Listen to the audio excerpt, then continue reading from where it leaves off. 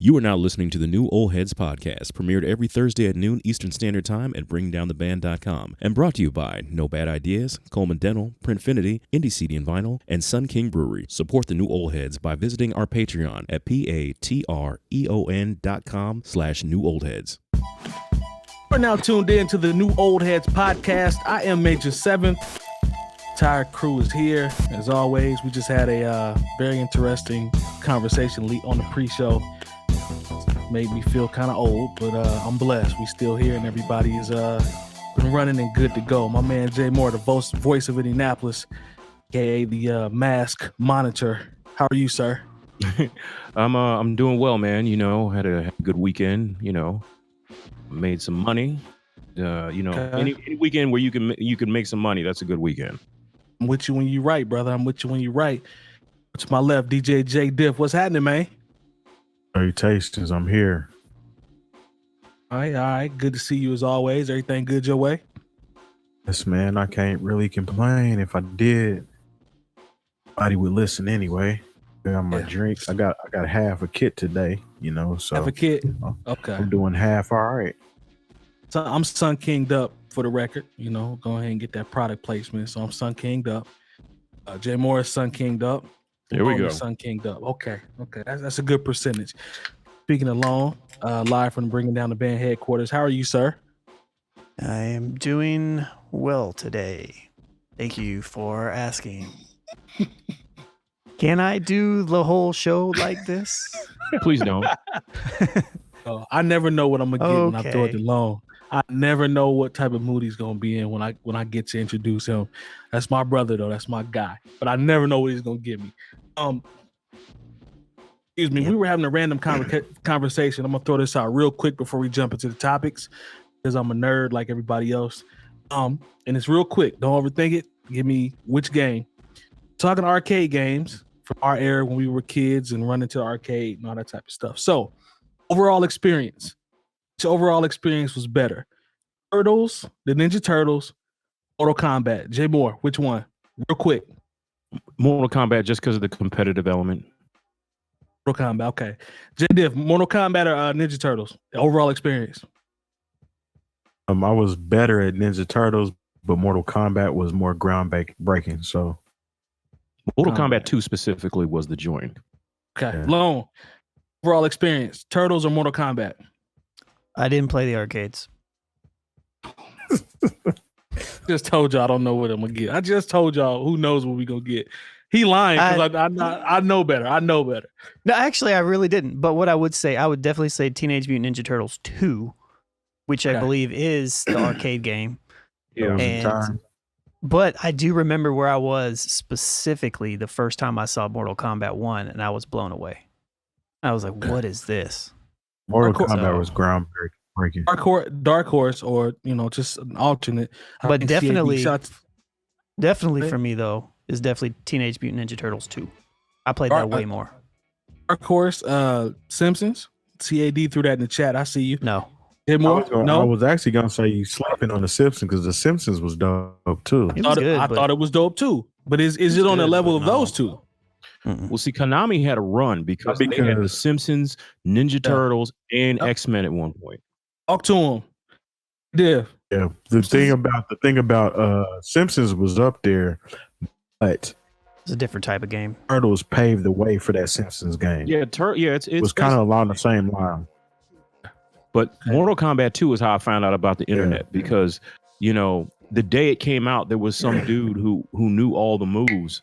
And I was like, man, how did he find out all this stuff already? He's like, oh, he's been on the bulletin board. And I'm like, there's a bulletin board somewhere that's got, moves. Like, I'm thinking bulletin board that you can put tax in. A cork board. And he's like, no, the bulletin board's on the computer. And that's how you know the moves ahead of time. And I was like, oh, okay. So that's basically how I found out about the internet. Okay. I can dig it. Let's see. Since we asked this question, shout out to the chat. Nicole is in the building. Nicole says she needs that merch as well. We gotta get the product out to her. She's a winner, so we got to get it out there. She says Mortal Kombat. Nate Jeezy says Teenage Mutant Ninja Turtles. Waffle House Pimp says Mortal Kombat. Files Pimp also said Ultra Beast for Sega Genesis was dope as hell too. Yes, sir. I'm with you. It came with the system, so you had to say it was dope. For a lot of you, it was the only game you had. CAD You played the said shit out that Turtles. game. This though, CAD said Turtles based off the fact that you had a better chance to beat that one than the NES joint. That's true though, because the first one was almost impossible to beat. I don't know if you played that one, but that was the first video game for Nintendo was whack. That was the first one video game I ever had, and that shit was hard. Swimming board, I guarantee you don't know nobody that got past that. One. If they did get past Swimming board, it took them 3 days. Yeah, because you had ridiculous. the swimming board. 3 of your turtles had to die for you to get it done. You couldn't save it. It's a fact. Oh, you couldn't save it. Yeah, you just was ass out. Like if you gonna back then, if you wanted to beat a game, you got to let that thing ride all the way through, and the system gonna get hot on the top and all that, and just let it ride. Like what it was. Zelda was like the first game where you could actually save your progress on. Yeah. That again. Zelda was the first game you could save your progress on. No, because the thing is, back in the day, like you might get a game for Christmas or your birthday, or you could save up a little money. So it's not like today where these kids get games all the time and they can download them. Like you might get 1 or 2 games a year, and the thing is, even if the game was terrible, you played that game until you got good. And I beat the Adventures of Bayou Billy because I spent $40 on it when I was in the 5th grade, and I wasn't getting another game for another good 6 months. So as hard as that game was and as unfair, I figured it out. I ain't gonna lie to you. I got the one of the most gas, and I know we gotta get to the topics, but one of the most gas moments I ever had was seeing, and I believe, I'll correct me if I'm wrong, the gold cartridge for Link.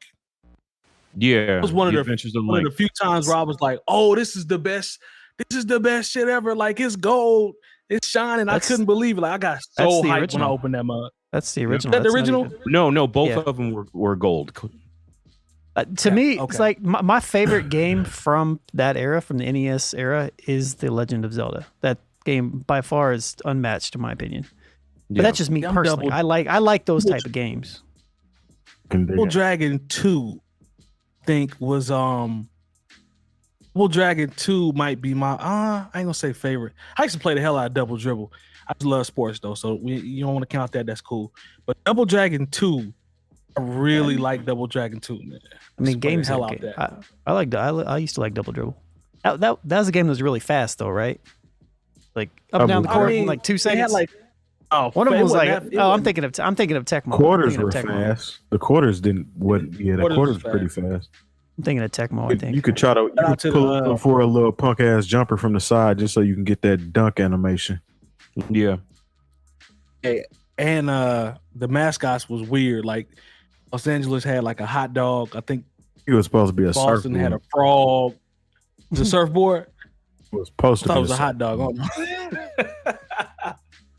Yeah, like we didn't know who those teams were supposed to be. It's all good though. I'm saying though. Hey man, let's get into the topic because I can tell based off the way this conversation is going, plus the chat, we'll be here and talking about video games all night. So we'll do that on another day. But all right, man, let's get into the topics. From a lighthearted vibe to a much more sad vibe. We lost. I don't know what's going on, man. Yeah, we talked about Black Rob. We talked about late great DMX. Now Shock G, man, from Digital Underground has passed away. I believe at the age of 57, if I'm not mistaken. That's correct. And I never see this stuff coming, man. But when I saw that, I just was like, I'm getting to the point now where I'm starting to feel like, you know, a lot of our childhood and teen years, like you seeing some of these people that, you know, you have memories attached to, like Digital Underground and, you know, Pac and Same Song, and then, you know, Black Rob. Me and Lone talked about the album when we copped that album. We were together when we first heard that album. We exchanged CDs. I'm saying, in DMX and all that type of stuff. It's just crazy, man, because a lot of these people are attached to certain eras in our lives, and as we get older, it's just crazy to see them pass away. And with Shock, you know, one of the things that I've noticed about Shock, that's been shared since he's passed is all of these videos of him sitting down at the piano playing I Get Around.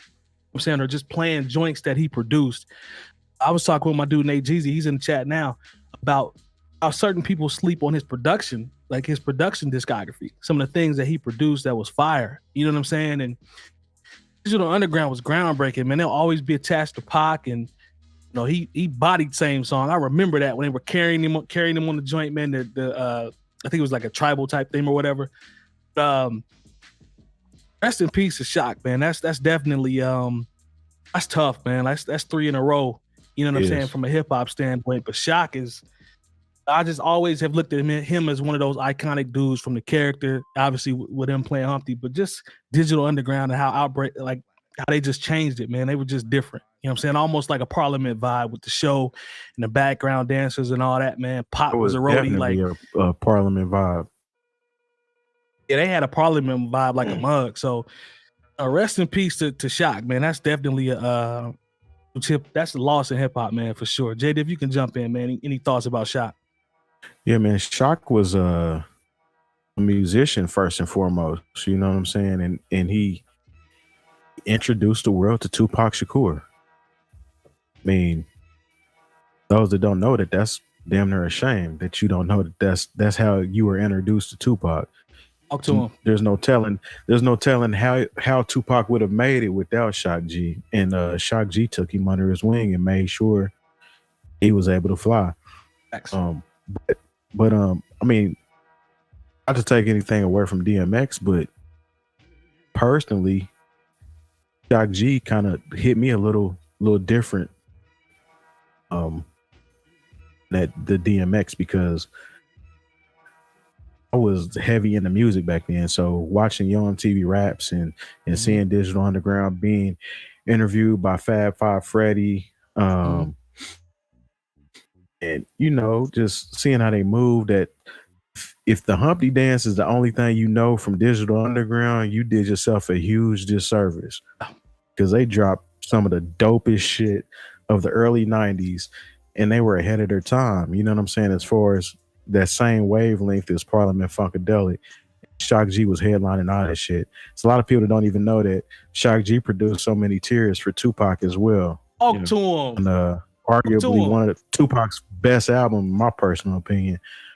Yeah, Shock G was a musician, and I hate that he lost it. I don't even know the story behind how he passed, or like, was he sick or anything? Does anybody know? Nobody heard. They found him in a hospital. Don't nobody, I mean, not a hospital, a hotel. I'm sorry. Don't nobody really know what was popping, but I think he was found in a hotel room, if I'm not mistaken. It's crazy, but yeah, definitely shouts out to Shock G and his family. This is one of those times definitely where folks should get their flowers while they're still here, while they can still smell them, because he definitely didn't get his just due, just based off of the influence that he had on the hip hop game. Yeah, no, I'm with you there 100%, man. Jay Moore, jump in, man. Just thoughts about Shock overall.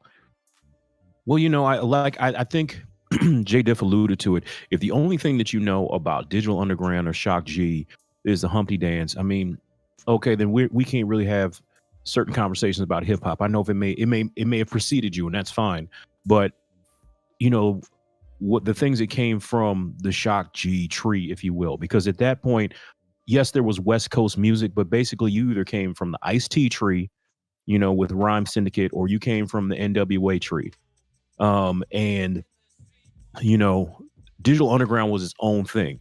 You know, and the thing is, guys from Oakland, like Oakland gave you Hammer, Too Short, E40, and Digital Underground. Like, think about the diversity of sound that came out of Oakland at that time. And it was all at the same time, 89, 90. I remember seeing the Do What You Like video. You know, I had these times, because, you know, like I was just at one point I could tell you like every video that was on. That's what I did. When I came home, I would flip back and forth between Yo MTV Raps and Rap City, because every once in a while there might be a video that didn't get played on MTV that got played on Rap City. It was very few, but it was mostly overlap, but there were a few that were different. But when Do What You Like came on, just the sound of that record was like, okay, because it wasn't gangster, and because when that was really starting to take off, but it certainly didn't sound like anything from New York either. Like it was, when you listen to that, there's so like it's what hip hop I feel like is supposed to be. It's supposed, like at the end of the day, we supposed to be having fun with this. Oh, they were the embodiment of that. Facts. You know, but at the same time, the musicality of it, you know, with the bass lines, and then when I encourage anybody, go back and listen to Do What You Like, and you hear when he does the Piano Man part. Like that's one of my favorite breakdowns ever in hip hop. You know, but then they come back with Sons of the P, you know, that has No Nose Job on it, which, you know, considering the crazy young dude rapping or whatever happened to that Good dude. question. Was a kid that was rapping on that? I have no idea. But, you know, you got me on that. All the, you know, considering, you know, all the stuff, you know, people doing stuff to their face and getting fix-a-flat in the ass, like, you know, No Nose Job is is something that should be played on the radio on a regular now. Only it probably would never do that because it would hurt too many people's feelings, you know. Shaming you, shame. But then you had a song like Kiss You Back, like right in the middle of all this gangster shit. You have probably one of the most feel good rap records ever. You know, big record, man. That was a big record. You know, so from that, of course, you get Pac. You know, there was a lesser known group called Raw Fusion, which was Money B and Fuse. You know, I mean, it really is a loss. You know, of course, being somebody that's still like, that's my era, so I still would listen to those records from time to time. But you know, it's sad, man. Like I said, with, you know, Black Rob, DMX, you know, Prince Marky D. You know, we've been. I ain't even mention him. We've been losing them this year. You know, and you know, shout, you know, just, you know, so this is a real loss to hip hop. I hope people go back and discover Shock G and Digital Underground, because they were really a groundbreaking group that, you know, because there were so many groundbreaking groups at the time and so many artists, they really, even with the Humpty Dance and everybody knowing that record, sometimes a record can be bigger than the group. And it shouldn't be that way because the group had so many other things to offer. Right. But I hope a lot of people go back and discover, you know, Digital Underground, Shock G, and everything that he did, because it really is a loss. Yeah. So to your point about Oakland, don't forget about Hieroglyphics and Souls of Mischief. All of them was from Oakland as well. Yeah. Yep. Were heavily influenced by Digital Underground. You know what I'm saying? So I'm with you, man. I'm with you. And all these groups were different. You could tell they had an influence, but they were all different. That's what was so great about hip hop from that era. I agree with you 100%. You definitely made a good point, especially about the Bay. Like, you named icon. Everything you named was iconic just from that area. So I've always been a West Coast person and had a damn near West Coast bias. I should have been born out there with some of my favorite producers being Quick and Battle Cat and all these types of dudes. But no, man, you right on the money with that, especially from a regional standpoint. Was your Digital Underground game low, or were you kind of in there a little bit? I'm not trying to clown. I'm just talking about just in general, because I know your history. Yeah, I mean, I knew a little bit of Digital Underground. I knew more Hieroglyphics than Digital Underground.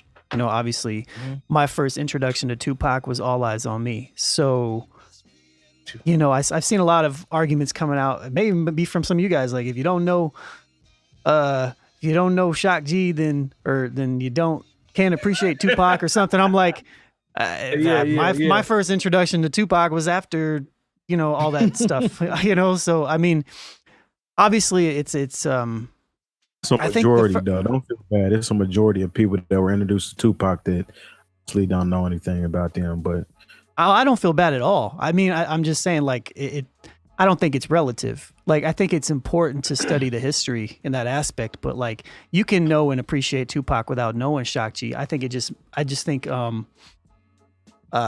you don't know, like, probably the deep roots of where he came from, then obviously you don't know the deep roots. Like, I'm not a Tupac historian, you know what I mean? Like, and I don't claim to be. So, but the thing about what you're doing to separate yourself from what we're talking about is you're acknowledging when you heard them, because there are a lot of people that claim, oh man, I'm a Tupac historian. Oh man, I know everything about Tupac, but don't know who Shock G is. I think those are the people that say, and I know Shock G. Don't get me. They won, and that's what I'm talking about. Go ahead, Lone. I'm sorry, but that's what I'm talking about. Yeah, I mean, and I know 𝗏𝗲. You know, I think probably the first thing. I think the first song I heard from him was probably the Humpty Dance. I mean, that was a big joint, right? But I think that was a crossover joint. But it was also he did one. I think he did one song with Murs, and I forget what it was called. Yes, he did. And I remember I was a a video big for it. I remember back there in the is, and I was a big Murs fan. I was a big Murs fan because my evolution was like, once I found out, it was like the early 2000s when, you know, I really started digging deep, and, you know, one artist led to another artist, and that's just how it works when you're in that phase in life and you're just finding music. You know, one artist opens you up to somebody else and you're like, oh shit, you know. And I remember I was a Little Brother fan, and I found out the Ninth Wonder work with Murs, and then I found out about the Living Legends, and then I found out about more of the Oakland-based, LA-based, San Diego-based hip hop acts. And when I got into Murs is when I was reintroduced to some other stuff that 𝗏𝗲 had done, because it took me down one of his rabbit holes. But I'm not overly, to be honest, I'm not even really all that thoroughly knowledgeable on Digital Underground or 𝗏𝗲's music. So it's cool to hear you guys talk about it. It's cool to hear you guys, you know, tell the stories, because it's so easy to it's like any facet of life and any facet of information in general. You know, we can be experts in our small little box, but then there's this one little box over here that we just didn't take time to dive down yet. You know what I mean? Yeah. And then, you know, eventually, you know, you probably will, and I probably will as well, you know, in that realm, and then learn a whole bunch of more stuff about something that, you know. I think if you looked at, if you search on Twitter or any hashtags about 𝗏𝗲, I think you'd really appreciate clips of him sitting down at the piano and really seeing some of the stuff that he played, and then going back to be like, oh, I didn't even realize he did that, or I didn't even realize he played that. Like piano run on a Get Around, like he was sitting at the piano playing that. It's chromatic as it goes down. Like it's dope to actually see him just, you know, jamming out like that. It's crazy. Yeah, and I'm sure I would. You know, it's just you know, finding the time in the day to decide to go down that path of history versus another one. You know what I mean? So yeah. I don't think you're one of the guilty parties assumed when the conversation comes up, though. It's more of the people that are so headstrong on being this uber super Tupac fan that's been down since day one. Don't have a clue who 𝗏𝗲 is, because if you were down since day one, you would have known, right? You would have followed and you would have studied. You know what I'm saying? It kind of no, for sure, I get territory. it. Yeah, I get it. Yeah. You know, you don't fit in that. I don't think somebody has to necessarily know about an artist if they're not so gung ho about being the number one fan of that artist. Just to make that clear. It's just, but they do exist. Go ahead, Lon. I'm sorry. Well, I was just going to say, and too, you know, like, I think in general, as people that influence music, is, you know, we have that ability, you know, with the show and everything we do. Like, you know, I like to be a little bit more careful, me personally, and this is because, you know, changed throughout time. You know, like, I don't want to be that guy that's like, oh man, you never heard about Jay Dilla? Man, you don't know anything about beats. You know what I mean? Like, I don't ever want to be that person that's going to like stir and push somebody away from like actually checking it out too. Not that I'm saying that's what you guys are doing, or whoever else is doing that. But I'd never want to be that, because I feel like that in the long run actually hurts the people that people might actually want to check out. So, I mean, everybody has their own phase of discovery, and the discovery comes when that person decides to take that plunge. So I understand what you're saying. Yeah. If you you know, through conversation, if you take, you know, that situation that you're talking about, because nobody wants to be that person, and even if it's just a playful, you know, slap on the wrist to be like, fam, how could you not know? But here's why you should know, and take a look at this and go listen to this album when you get a chance. Like, it's still a positive resolution there. Like, it doesn't have to be all negative. You know what I mean? Like, you can still be like, all right, man, I see that you didn't get it, but go listen to Sex Packers and then get back with me. Let me know what you think. Like, that type of stuff. Right. I mean, those conversations can happen. For sure. Yeah. No, man. I mean, like, I feel like it's like, I feel like I spent the last decade sharing other people's music and trying to put them on. So like, it's talk to them. Okay. I mean, I guess I don't know.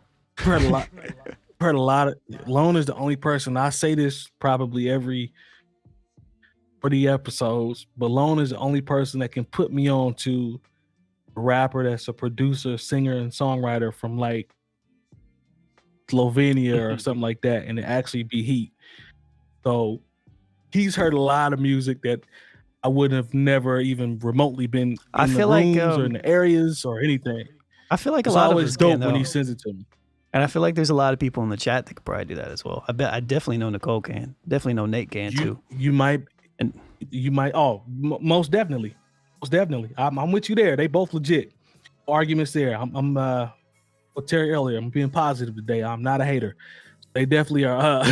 They are both well versed in hip hop. That is a fact. It's in rare form today. Yes. I'm being positive, man. Nate and Nicole, we appreciate y'all, man. I hope y'all have a blessed day, and I hope the sun shines tomorrow and everything is good for you all. I'm saying. All right. So shout out to Shock G, man. Rest in peace and condolences to him and to his family and prayers to his family, man. Definitely hip hop icon. He's gonna be missed. All right, man. Let's go ahead and jump into the next topic. And I have Kendrick on my board next. And this is from there's an article I saw, president from TDE, goes by Punch. He said, regards to a question in the interview about, he goes to an interview. Some people might not know, man. We just had that conversation. He was in an interview and somebody asked him obviously about Kendrick, because we've mentioned, I don't know how many shows ago, what's he going to do when he's going to come out.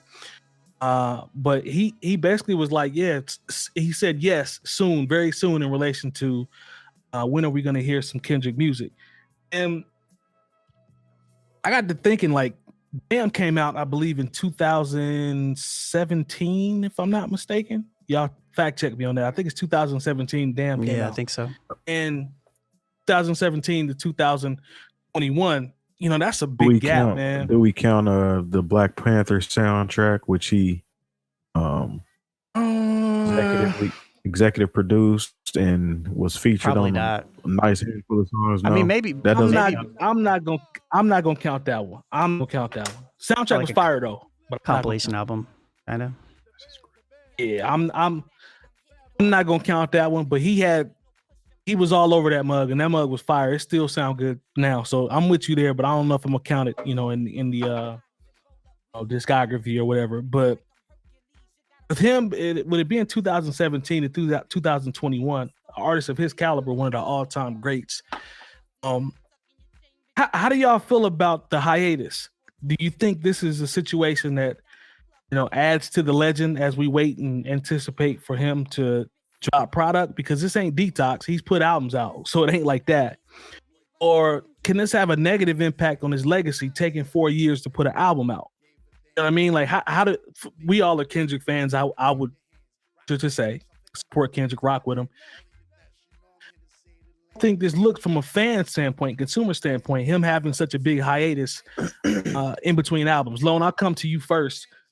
What do you think about that, man? How does that look just on face value? You know how I feel. I don't care. Talk to me, man.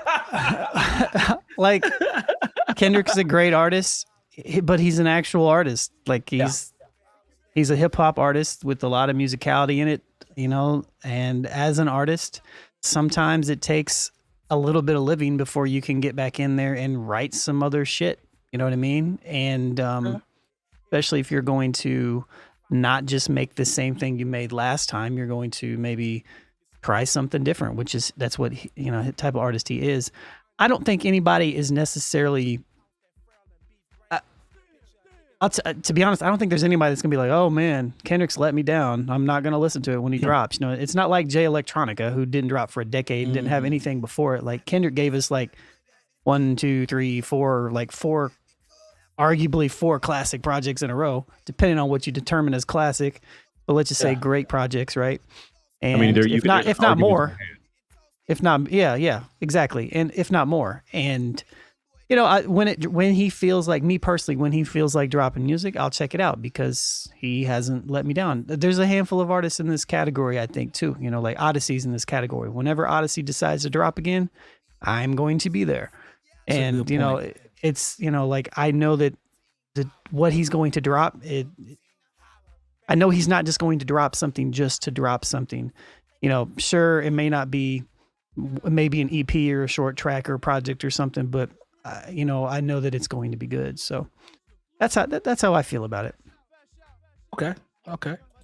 I'm mad at that. Just for just a quick note. Looked at I always compare Kendrick and his sound and the way he evolves. I always use Outkast as a comparison. And Outkast did every 2 years. I looked on Wikipedia, and their albums were every 2 years, starting off with Southern Playalistic, obviously. Every 2 years they dropped the album. So just for point, because I always use them as a point of reference. But Jay Diff, what do you think, man? Do we care, or does it taint anything to you, in your opinion, or could you see people be tainted by that? I mean, or butthurt for by a whole lot less nowadays. So, I mean, I could imagine people probably are upset, but who knows? I mean, them type people need to get a life. At the end of the day, as an artist, can't really put a time frame or a time clock on an artist that's creating things. You know what I'm saying? He's lucky enough to be in a position to where he can actually take some time off, reflect, actually live his life. And to Lon's point of view, come back with some more fresh shit to write about. Now, mind you, in this past 4 years, artists of Kendrick's stature has had a lot of material that he could have written about. A lot of people are asking, why didn't he talk about this and why didn't he talk about that? I don't think somebody necessarily has to address something when you want them to address it. And he's not a politician. He doesn't hold office anywhere. He's a hip hop artist, and he's human at the end of the day, just like me and you. Yep. A lot of people have addressed these situations that have went on as far as society and United States wise by becoming hermits or dressing in different ways. They may have acted out on it. They may have fought their way out of the situation. Who knows what he's going through? Like I said, he's human. So, I mean, whenever he decides to drop a project, it's the right time to drop the project at the end of the day. I literally have that luxury.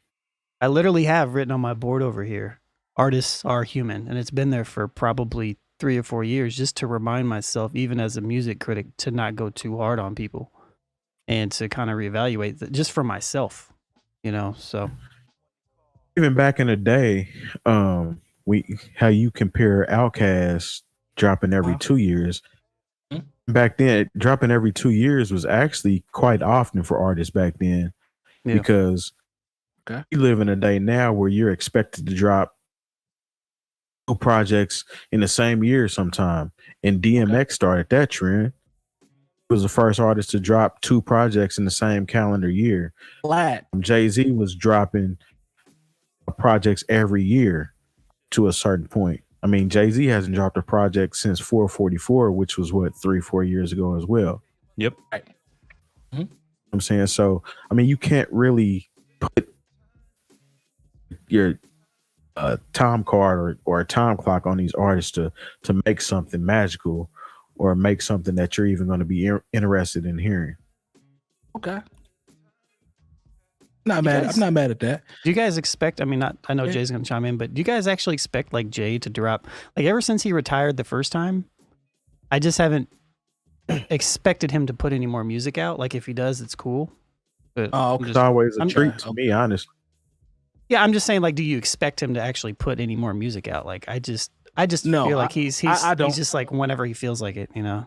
Yeah, I get excited when he drops something, or I'm curious to listen to it, but I have zero expectations. Yeah, I have zero expectations from Hov.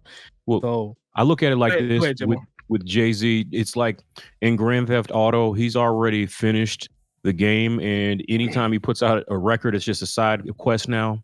Like he's completely, you know, there's nothing left to prove at this point, you know. Yeah. And so he's going to give us anything it's going to be in his time. And once again, he's got so many other things to do, you know. But for Kendrick, I think it's the same with a lot of artists right now. Why am I going to put out this great piece of art that I have no potential to tour behind? Because we're just Good not point. in that space still in society right now. I know people are getting their shots and still trying to, you know, but we're not even at a point where, you know, on a scientific level that we could be at herd immunity, you know. So it's still dangerous for people out here to be in certain situations. I think that's why Drake is tucked. Yeah, that's why I think he put out that 3-pack, you know what I'm saying, and just get the streets talking a little bit, but he's not going to put out a full album. I wouldn't, you know, until he has a chance to where he could really it can be a for real rollout. I mean, like a rollout during pandemic, you know, what is that? You know, there are a lot of places that are open. I'm not even going to act like, you know, Indianapolis isn't trying to act like Atlanta a little bit. But Talk to him. We just have to be honest that really in a streaming era, I know there are people out here who are able to get their money through that. If you get 1 billion streams, you know, here's your money. Yeah. But a lot of these artists, they have to tour. You know, a lot of artists are still now behind this pandemic, and they're not talking about missing a few $1,000s. There are artists out here talking about, we missed several million because we can't tour. And if you're an arena artist like Drake or Kendrick at this point, I'm not putting out anything until I can go and really tour behind it. So, and plus, once again, Kendrick is, to take business aside, because that's what I was talking about, but Kendrick is he's a real artist, and he has something to live up to. There's some guys, they can put out records all the time because it's like, if they do put out something that's really good, people are like, oh, wow, he really snapped on that. But they don't have particular musical legacies to live up to. Like, That's even true. if you just talk about the 3 albums that came out on Aftermath, these are all, we're going to be talking about 𝗡𝗲𝘄 like we talk about, kind of blue. You know what I'm saying? Like, that's going to be something they teach in college courses. Ooh, that's big. Wait a minute, that's big. Say it again. Not just because of musicality right now. When you think about what was going on in the country and what he was rhyming about, like it's almost like this ill time capsule of, the time, it really, a lot of records, they could have been put out at any time. Kendrick records speak to the time when they were released. And so if you're going to be that kind of artist, like, you have to put a certain tender loving care into the songs that you release. It just can't be about, okay, we need these singles for the radio, we need these singles for the club, we need these joints for the strip club. Kendrick is not that artist. And so we should be honestly happy whenever we get whatever we get from him, because he's just one of those special artists to where in a way, like Outkast, you can compare them. Like, we can be mad, like, man, we're not getting no music from Outkast. Look, the music that we got from Outkast is so special, we shouldn't complain about it if we never get another note from as a group. Hey, I'll tell you what. Okay. I've had this conversation before, and I don't want to go this route, but I want to say this real quick. People, when I hear conversations about, oh man, fan recorded the album in a month. Oh man, fan recorded the album in a month and a half, 2 months. It got 25 records on it. Oh man. I'm like, first of all, Lone's point, it's like, okay, cool. Second of all, majority of the time that I hear that, it sounds like y'all recorded it in a month and a half.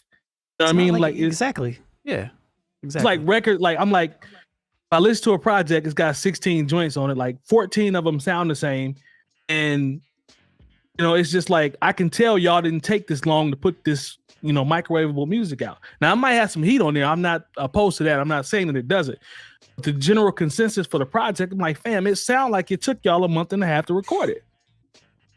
Yeah, and half the songs are 2 minutes and 20 seconds long. There we go. It's like you got a 16-song project and it's barely a half hour. We're running up them numbers, man. It's the streaming game. Like, I'm gonna drop a project that got 75 songs on it so everybody can stream it. You know what I mean? It's funny because this conversation kind of ties into yours is for different. Don't do that. Sounds like ties into the conversation we had last week as far as musicians and groups and how is existing and operated totally different back then. Yeah. Even the way people are manufacturing music way different now. That's why when you have an artist like Kendrick Lamar who takes his time with his shit, you know what I'm saying, and he makes music for the moment that spans over lifetimes. I mean, it's kind of like Marvin Gaye type shit. Marvin Gaye was releasing songs that were popular, but he also was speaking on the moment. You know what I'm saying, man. And James Brown the same way. Yeah, shit still sounds good to this day though, because when you make music like that, it transcends time. Because unfortunately, shit repeats itself. Yeah. So it still fits into that same pocket that he was talking about 40, 50 years ago. Even if it's funny that you say that, but if you listen to Marvin Gaye's like What's Going On, like you just go through the whole list of everything on there. Everything that he's talked about on that album is relevant right now in 2021. Right, the whole project, all of it. Yeah. Everything is relevant right now. The shit James Brown was talking about on a lot of these joints, man, like obviously I'm black and I'm proud. Like there's so many joints where it's like, yo, still in the same situation from the 60s when JB was recording this. I mean, like King Heron, like if you go listen to these joints about drug overdoses and stuff like that, all that shit is still relevant right now in 2021. So that's gonna be all right. Like, we gonna be all right. Was on To Pimp a Butterfly. I listened to that shit last year, and the shit down there made me shed a tear during this exact time last year. That song, which came out just prior to that. So, Lone, what you have for me? Because I saw your eyes light up. What you have for me, man? So does that speak to the music being made, or does that speak to the fact that us as a society hasn't grown? I think that's the indictment of society, because the fact that Marvin Gaye's music still speaks to what's going on is an indictment of society, because we've moved a lot less. We haven't moved as far as we think we have. You know, he's still talking music. about That doesn't mean that the music wasn't elite, though. Yeah, but I know, but he was talking about the environment. He was talking about picket signs. He's talking about, don't bother me with brutality. Like if we had made the strides in society, maybe these songs wouldn't come up as being so relevant. And like that's the part that is it's almost like he saw into the future. It's like, look, y'all are going to need these songs in 2021, just like you need them now. And we gonna be all right. It's messed up, but like, yo, we need that song today just as much as we needed it when it came out. I believe it's also about the timelessness of themes. Like, because you could have put out a song about brutality and injustice in the 1500s, and you know what? Exactly. You go back and listen to it and be like, well, still injustice and brutality by the ruling class and by people who don't want to share. You know, there's always going to be a certain level of greed, and that greed is going to be endorsed by the state in some ways. So, I mean, there is just something to be said when people make music that speaks to the human condition, but it also says something about the human condition that the music is always speaking to these things. Yeah. All right. Yeah. Yep. I can dig that. Good injection there, Lone. I think we should go ahead and shout out to partners real quick before we get into this last topic. You good with that, Lone? Yeah. Everybody, stick around. Let's do it. Stick around for the partners because the partners are great. And we'd like to thank our partners for the New Old Heads podcast. No Bad Ideas Clothing Company, Coleman Dental, Printfinity, Indie CD and Vinyl, Sun King Brewery, and the hub for all things New Old Heads, bringingdowntheband.com. Remember, once you type Bringing Down the Band in the search bar on YouTube and the page populates, subscribe and hit the bell for notifications. And as always, we thank you for your support. Now back to the show. All right. We are back. All right. Welcome back. As always, we appreciate the partners and their great partnerships. Mount Shiny Sun King Glass. We like these. These are the experience better. Don't do that, Lone. I see you. I already see you. Don't do it. We're gonna be raffling off too. To everybody in here, we're gonna be moving to YouTube eventually. And so for a handful of reasons, but we got some Sun King $25 gift cards here. We're going to be raffling off to anybody that's a patron. Yes.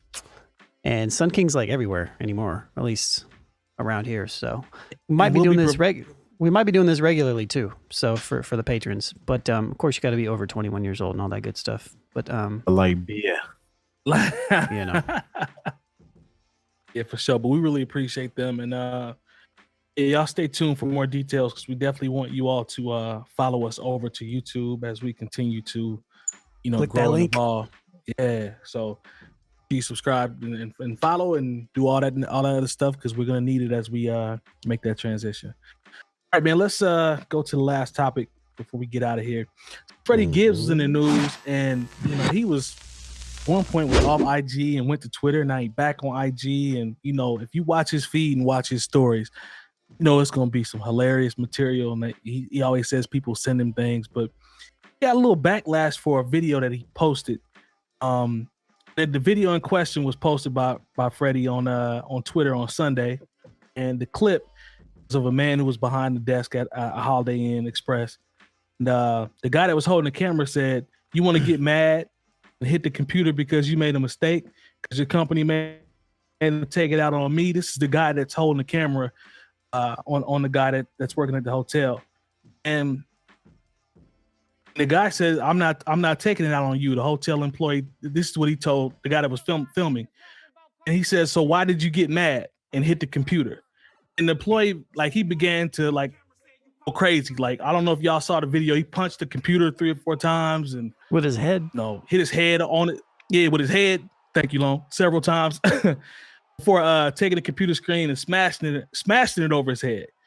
And then it says he got settled before walking off camera. He was crying out loud, and he was getting heckled by that same customer. So employee. Freddie Gibbs, I'm sorry, for the employee, but Freddie Gibbs was, and people were roasting him for that video because did y'all see his response? I haven't. Did you see what he typed? Yeah. All he said was somebody make sure this white boy don't have a gun, and he used the prayer hands emoji.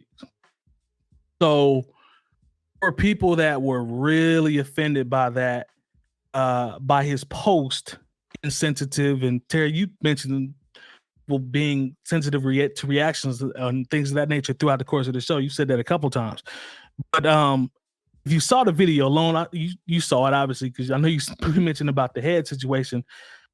How do you feel about that, man? Because in 2021, on just face value based off what he said, is that insensitive, or was it kind of or what should he have done if that was insensitive? Because Fam really was just he really had a quick tantrum real quick. It wasn't just somebody getting mad and stormed off. Fam really had experience for those few seconds before he walked off. So what do you think about this, man? Is that justified? What should he have done, in your opinion, if it's not justified? You talking to me? I'm talking to you. Because I know you saw it. Well, I mean, the dude obviously had a breakdown. The dude obviously had a breakdown, right? So whatever was going on before and afterwards, right. I mean, it was you never really want to see somebody in that state, and he obviously was distraught in some manner, right? So the first thing I would say is, why do you feel like you need to post this online? That's number one, right? So it goes back to the original person. Share it to the Holiday Inn Express people and keep it moving. But no, it's this clout chasing. He probably got some views over it and maybe got some follows. Who knows? But this stuff goes on. This is the same thing as, all the stuff Freddie shares. And Freddie, and this wasn't Freddie that took the video.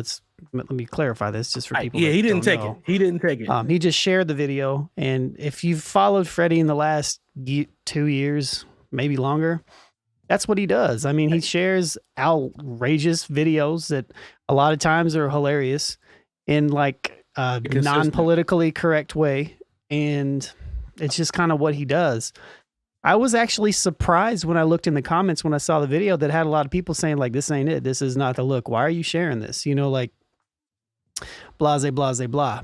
I mean, it does seem a little bit in the form of people are getting a little outraged over the fact that he's doing it because what he shares. If you follow him, you know what he does, right? But at the other side of it, it is like, yeah, maybe this is a little bit different. I don't know. He replied to one comment and said, he's like, yeah, that's why I said, somebody makes sure that he's okay, so he doesn't, shoot somebody up or something. I don't know. So right. It's nuanced, man. There's a lot of gray area in there, but should he have shared it? I don't know. Probably not. But did he expect this type of response? Probably not. So. Okay.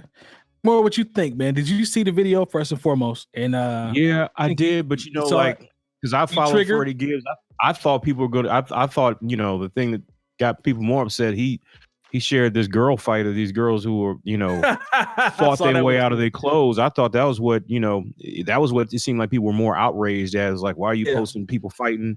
And once again, Freddie is doing this because he thinks. He's a lot of times he's trying to make jokes, and if you follow Freddie Gibbs or you've ever heard him be interviewed and you understand, his personality a little bit, then I laugh. You're not shocked or upset at any of this stuff. This is just how he gets down. So people need to find things. I'm more offended that people are getting these high medical bills after COVID. You want to get offended by something. Get offended by something that actually is hurting people. Don't get offended because somebody posted some videos online. Like we find the easiest things to get offended by and are so easily trolled as a society that when it's time to be offended for real, we're like, we don't feel like talking about that right now. Yeah, performative. I'm like, this is Freddie, this is Freddie entertaining himself and at the same time entertaining a lot of times the dark humor that some of us have. So I'm not mad at Freddie. In 2021 though, Jay Moore, in 2021. Yeah. No, just looking at it straight through the lens. Everything that has happened, is that statement that far off? No, that's the thing. Seen. That's the thing. That's what I'm saying. Is that really that far off based on what we've seen? I know this sounds really, really bad, but when I, is a way to get money, what I'm saying? Not just hosting clubs. And when I do the hosting for high school proms, I always joke with whatever DJ I'm working with. I'll be like, all right, I got to keep my head on a swivel because one of these kids might be the school shooter. Man. So I'm not, it's kind of a joke, but it isn't. Don't do that trench coat. Looking for that trench coat. Don't do that long. Yeah, exactly. Because the trench coat mafia was all at the. So whatever. The thing is, I can make these jokes. That's right. I forgot. Yeah, me. I know some people got a musket too in 2021. Jay Diff, talk to me, man. Facts.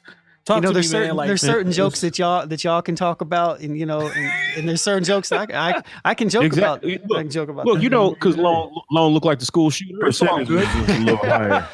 You see me? I've been wearing the same trench coat for the last decade, just in case. He got a shotgun. Be careful. Yeah, let me be careful, man. He got a musket too, so I'm gonna chill because Lone might have a bad day. He ain't got a musket. It ain't no musket now.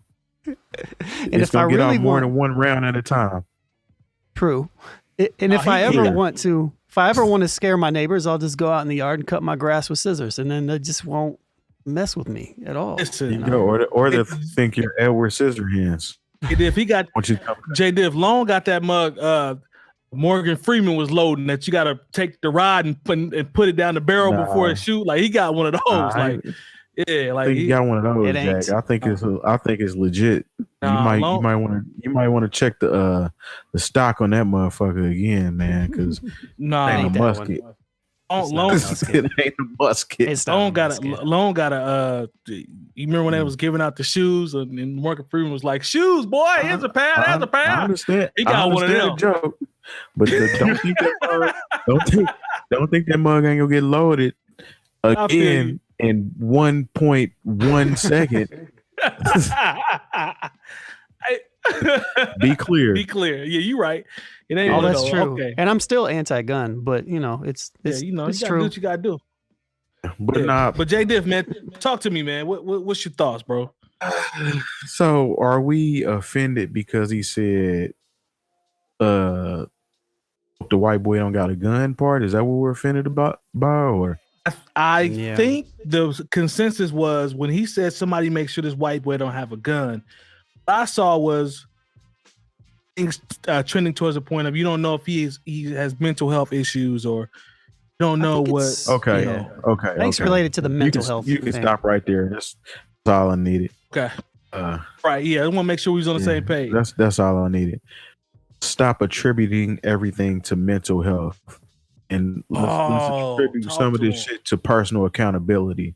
Have you seen the video? Because I mean, at the end of the day, I haven't seen the video, but at the end of the day, even without seeing the video, he could have been having a bad day at work. Just granted, everybody has a bad day at work. Not like that though. Like this was a little different. Like I've never had a bad day. I wish you had seen it, bro. Like, and then went and cried in the corner. Like, it was something else. I wish you'd have seen it, man. Like it was I feel you on the bad day part. I'm with you there. That's why I'm saying because I feel you there. But when you watch it, fam's mannerisms and his actions were a little bit different. Able to find this video and pull it up? Yeah, I'll send it to you. Possible. Okay. Yeah, because when you see it, you're gonna be like, oh, okay. Only reason that I said let's stop attributing everything to mental health, because every time something happens that involves white America and a gun, it's always attributed to mental health. So I guess him alluding to or saying that let's hope he doesn't have a gun along those same lines and must have hit those same triggers. But at the end of the day, if it was a black dude, Freddie Gibbs would have said, this black dude might even said this nigga. You know what I'm saying? Hope he ain't got a gun. Yeah. If we talking about Freddie Gibbs here, man, he literally clowns all goddamn day long. That's what he does. That's the whole reason he's not on Instagram right now, is because he clowned a little too much for Instagram's policy. So he had to move his show over to Twitter. So if you're following Freddie Gibbs, you know what kind of show you're going to get. 100%. Absolutely. You know what I'm saying? I don't understand why certain people follow people just to disagree with them. Like the same. I'm laughing. Why are we doing it? What are you laughing at, man? Yeah, well, I'm sorry, it bothers me when he laughs. I can't even share. I went to Freddie Gibbs's Twitter, which I follow because I think he's funny because I like dark humor. And there's a video I literally can't share. It says, "Is this a fight or an orgy?" And so that's the one I was talking about.